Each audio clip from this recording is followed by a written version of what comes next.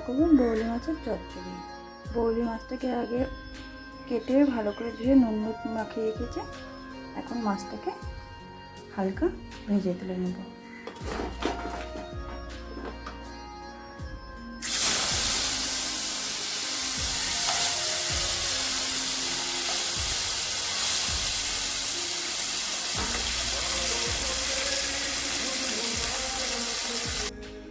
মাছটা আমার ভাজা হয়ে গেছে।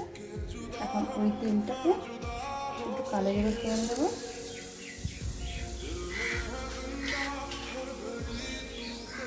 পেঁয়াজ কুচি,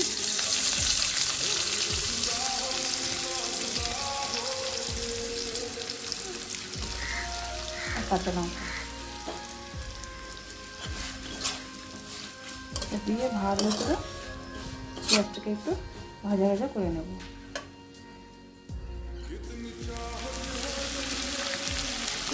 হাফ চা চামচ নুন দেবো আর হাফ চা চামচ হলুদ দেবো,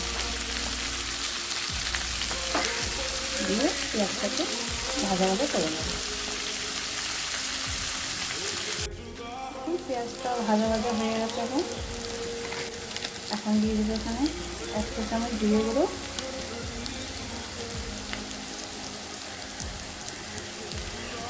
আর 2টো কুচনো টমেটো।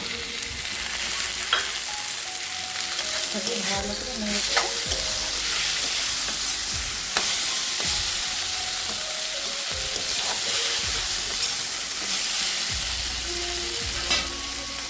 2 মিনিটের জন্য ঢাকা দেবো।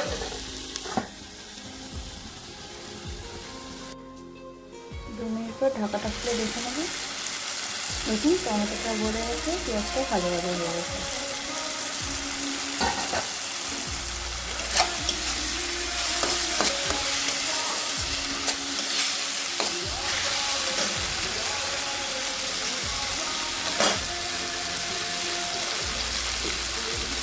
সামান্য একটু চিনি দিয়ে দেবো। আপনার চিনিটা চাইলে অ্যাভয়েড করতে পারে। আমি একটু রান্নাটা চিনি দিই। এখন আগের থেকে ভেজে রাখা মাছটাকে দিয়ে দিই।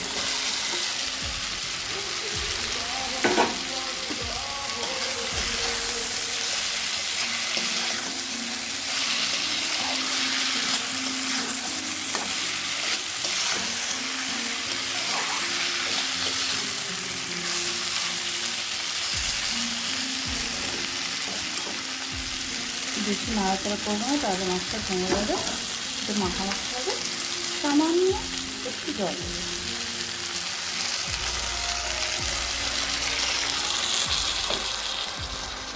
এখন 3-4 মিনিটের জন্য ঢেকে রেখে দেবো।